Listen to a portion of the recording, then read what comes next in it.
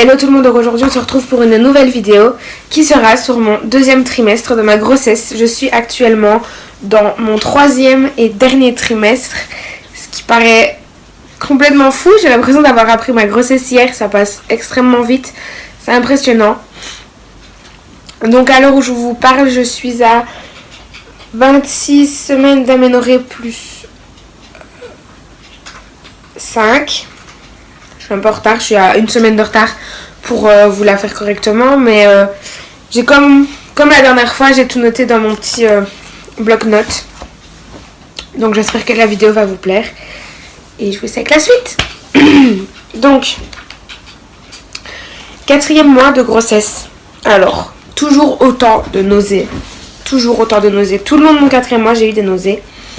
Je suis désolée, les bruits que vous entendez, c'est un de mes chiens qui fait le fou dans le fauteuil juste là. Vous voyez sa queue là normalement. L'autre qui mange et le chat qui fait ses affaires. Donc 4e mois, j'ai toujours eu autant de nausées. Tout le long, j'ai eu des nausées. Toujours autant vomi aussi. J'en ai eu vraiment longtemps ça, les nausées, les vomissements, etc. J'ai commencé à faire encore plus de crises d'angoisse. Vraiment beaucoup de crises d'angoisse. À un tel point qu'on a dû m'arrêter à l'école. Donc voilà, moi qui étais étudiante, je ne peux plus aller à l'école jusqu'à la fin de ma grossesse. Et ayant eu 18 ans il n'y a pas longtemps, j'ai signé une lettre d'abandon de l'école et je reprendrai donc l'année prochaine une fois que mon petit bout sera là. Mais voilà. Beaucoup de fatigue aussi, la fatigue c'est pas atténué. Un tout petit peu, mais rien de bien fou. C'était vraiment une fatigue... comment vous expliquer ça? C'était une fatigue... dès que je finissais de manger, j'étais fatiguée. C'est simple, dès que je me réveillais le matin, j'étais fatiguée comme si j'avais pas dormi de la nuit. Alors que je dormais le nombre d'heures qu'on me conseillait de dormir. J'ai fait aussi des chutes de tension. Alors, pardon pour l'état de mes cheveux. J'ai fait beaucoup de chutes de tension. Alors ma tension est déjà de base très basse en temps moyenne. Elle est à 10.6, 10.9. Ça dépend. Mais là, depuis que je suis enceinte, elle est un peu trop souvent à 9.5, 9.6. Elle varie un peu. Et très rarement à 12. Ce qui fait que j'ai fait énormément de chutes de tension. J'en faisais au moins une par jour. Donc j'avais toujours un petit truc de sucre près de moi pour faire un peu remonter ma tension. J'ai mangé beaucoup plus salé, parce que généralement quand on mange plus de sel, ça fait remonter la tension, mais ça n'a pas changé. À partir du 4e mois, mon ventre a réellement commencé à changer de forme. J'essayerai de vous mettre des photos en fait par ici. C'est pour ça que j'ai laissé un encadrement. J'essayerai de vous mettre des photos, parce que j'ai une photo par semaine en fait. J'ai pris des photos toutes les semaines. J'ai commencé à avoir aussi les grosses douleurs ligamentaires dues au fait que mon ventre a poussé d'un coup. Alors mon ventre a pris dès le début. Mon ventre a changé de forme dès le début, ça il n'y a rien à dire. J'étais enceinte d'1 mois que mon ventre avait déjà changé. Mais là c'était vraiment mon ventre, je sentais qu'il prenait de l'ampleur et donc je sentais que ça me tirait. Donc c'est des douleurs ligamentaires, en fait on a des ligaments autour de l'utérus, qui font que c'est de là qu'on a mal. Et j'ai fait aussi une petite infection urinaire au 4e mois de grossesse, qui n'était pas bien grave. J'ai pris le médicament qu'on prescrit dans ce cas-là, qui n'est même pas nocif pour les femmes enceintes, c'est le même qu'on prescrit à tout le monde, et je n'ai plus rien eu. J'ai eu aussi les résultats de ma prise de sang pour la trisomie 21 qui était totalement négatif. Totalement. J'ai eu la confirmation du sexe aussi, mais ça je vous le dirai pour le 5e mois. Parce on l'a vu à l'échographie et j'ai une photo aussi à vous montrer. Et le 4e mois, j'ai pris 1 kg. Donc j'étais passée de... Attendez que je regarde... Oui, donc j'étais passée à 80, à 81. Donc à savoir que les 3 premiers mois, j'ai perdu 4 kilos à force d'être malade, etc. Et là, c'était le premier mois, je prenais 1 kilo. Donc voilà. Le 5e mois... Oula, ça me chatouille, pardon. Le 5e mois, j'ai fait un petit peu de malaise vagal. Rien de bien grave, mais j'ai été beaucoup debout, beaucoup sollicitée à rester longtemps debout. Donc j'ai fait des petits malaises qui n'étaient pas graves, mais qui voilà m'embêtaient quand même. J'ai eu énormément de douleurs aux sciatiques. Mes sciatiques ont recommencé à se bloquer. Au 4e mois, j'ai pas eu ça. Mes sciatiques ont commencé à se bloquer. Mes douleurs ligamentaires me faisaient vraiment mal. Donc les deux mélangés, voilà. J'ai eu des nausées jusqu'à la moitié de mon 5e mois. Sans vous mentir, jusqu'à la moitié de mon 5e mois. Donc à 4 mois et demi, 4 mois et 2 semaines, j'étais toujours avec mes nausées. J'ai eu de temps en temps des vomissements. À savoir que j'ai été malade aussi. Donc le fait que j'étais malade et que je toussais beaucoup me faisait aussi vomir. J'ai commencé à avoir mes jambes très lourdes. Ça c'est dû au fait que je marchais pas assez. Donc maintenant je marche beaucoup plus et ça va mieux. Mais donc je mettais ma couverture, au lieu de dormir avec ma couverture sur moi, je la mettais à mes pieds. Et je dormais avec mes pieds dessus.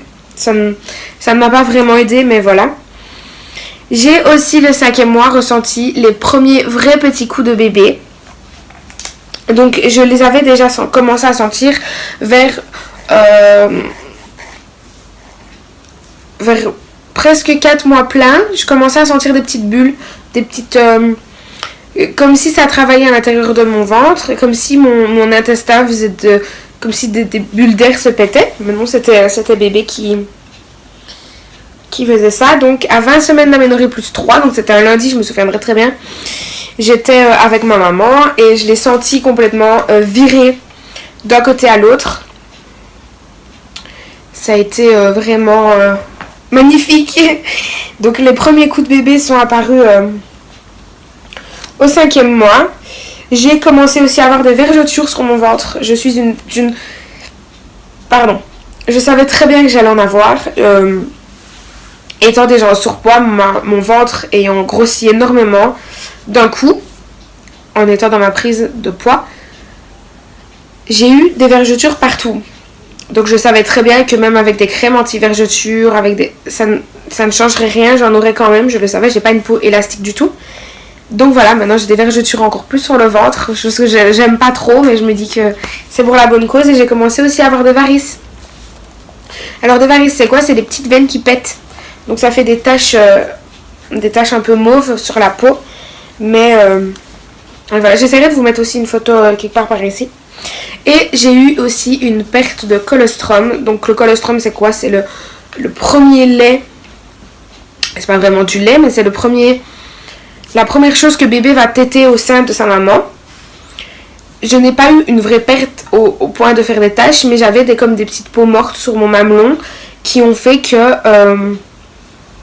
je me suis doutée que c'était ça. Je fais très attention à mon hygiène depuis ma grossesse, encore plus avant. Enfin, avant je faisais déjà attention, mais encore plus maintenant je fais extrêmement attention. À l'échographie, j'ai eu donc mon suivi de grossesse. On a remarqué que j'avais pas pris, j'ai dû prendre 500 grammes sur mon... Non, 500 grammes 1 kilo. J'ai pris 1 kilo encore sur mon 5e mois. Et on a fait une écho de contrôle pour vérifier mon col, etc. Parce que mon col, on a découvert que mon placenta était trop bas. Il était inséré de 5 mm devant mon col. Ce qui faisait que s'il ne remontait pas, on me donnait un traitement pour essayer de le faire remonter. Mais s'il ne remontait pas, c'était césarienne d'office. Donc je n'aurais pas pu avoir l'option d'accoucher par voie basse. Et on a vu aussi que c'était un petit garçon. Donc ce sera un petit garçon pour le mois d'août. Alors ceux qui me suivent sur les réseaux sociaux, vous l'avez déjà vu parce que j'ai pas pu m'empêcher de le dire. Parce que voilà, j'ai de la famille qui me suit sur mes réseaux sociaux. Que ce soit sur Instagram ou Snapchat, on me suit. Donc je me suis pas privée de le dire. Donc voilà, ce sera un petit garçon. Et donc voilà. Le 6e mois... j'ai eu mon ventre qui se déformait. Donc c'est-à-dire que je voyais quand bébé était à droite ou à gauche. Je voyais clairement quand mon fils était à droite, à gauche, au-dessus, en dessous. Je voyais vraiment la différence. J'ai eu de temps en temps des nausées. Quand je commençais à avoir vraiment, par exemple, Si jamais à midi, j'avais pas mangé mon repas à heure fixe et que je commençais à avoir vraiment très faim, là j'avais des nausées. Mais dès que je mangeais, c'était parti, il n'y en avait plus. Donc c'était cool. J'ai commencé à avoir les mal du dos. J'ai un dos déjà fort cambré. Donc en fait, notre dos est censé être droit, mais il n'est pas vraiment droit. Et avec la grossesse, notre dos se cambre. Et mon dos a commencé à vraiment fort se cambrer. Donc ce qui fait que j'ai d'énormes douleurs au dos. À l'instant où je vous parle, j'ai le dos droit, mais ça me fait très mal. Bébé a commencé à bouger à des heures fixes. J'ai commencé à repérer aussi quand il bougeait à vraiment des heures fixes. Donc c'est-à-dire que ça c'est d'office. Dès que je me réveille le matin, j'ai mes petits coups de bébé qui me disent « Coucou maman, je suis là !» Et puis le soir avant d'aller dormir, c'est la fête aussi. Maintenant il y a des jours où je le sens moins vite bouger, etc.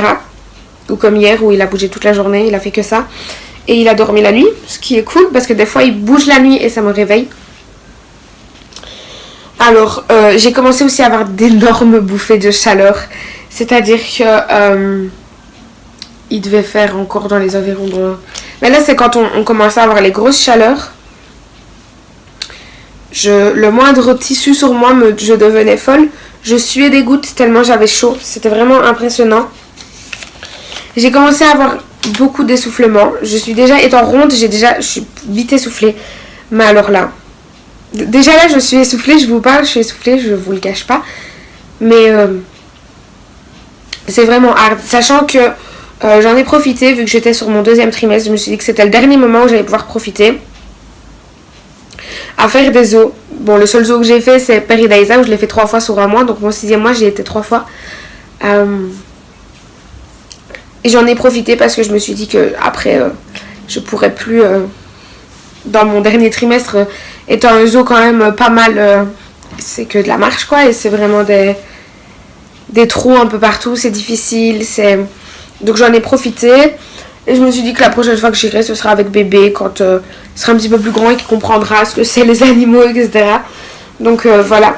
Et d'ailleurs quand j'en ai parlé à ma gynécologue en ayant rendez-vous de mon 6e mois.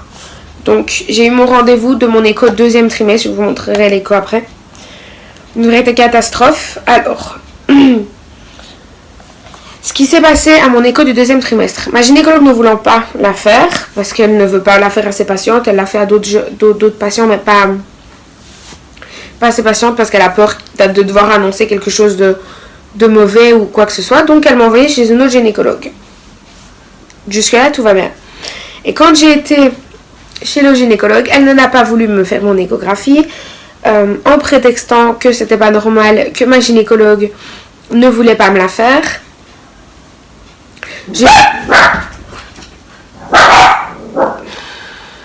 J'ai pas tout de suite compris, je suis désolée pour les chiens qui aboient.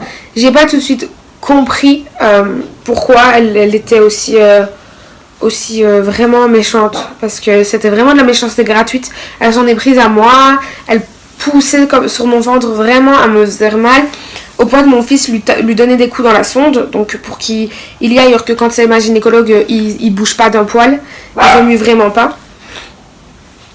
Donc c'est qu'il faut vraiment y aller. Et quand j'ai eu rendez-vous la semaine d'après pour mon suivi de grossesse avec ma gynécologue, elle m'a dit qu'en fait cette gynécologue-là n'aimait pas trop faire les échographies aux femmes qui étaient rondes de base.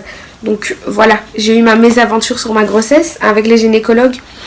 Heureusement que ma gynécologue n'est pas comme ça, parce que sinon je pense que ça n'aurait pas fait. J'ai toujours continué à avoir des varices aussi. Et mes jambes qui me chatouillaient énormément. Mais ça c'est dû à une mauvaise circulation du sang dans les jambes. Donc pour le rendez-vous de mon suivi de grossesse de mon 6e mois, j'ai pris 1 kg sur mon 6e mois. Donc je suis à plus... Entre-temps, j'avais perdu du poids parce que j'ai été malade. Donc j'ai dû perdre 1 kg. Je suis à plus 2 kg. J'ai démarré ma grossesse à 84 kg. Et là, je suis à 86 kg. Pile poil. Donc j'ai pris 2 kg, 3 kg 900, je crois, quelque chose comme ça, parce que j'étais à 84, ça me semble. Quelque chose comme ça. Et voilà, donc on a regardé aussi mon placenta. Mon placenta étant remonté, j'ai droit à mon accouchement par voie basse. Je ne passe pas par l'obligation de la césarienne. Ce qui est vraiment fantastique. C'était vraiment ma plus grosse peur. Donc voilà, je vais vous montrer l'écho de mon fils. Je vais essayer de vous cacher le nom comme je peux. Donc ça, c'est sa petite tête avec son petit nez, etc.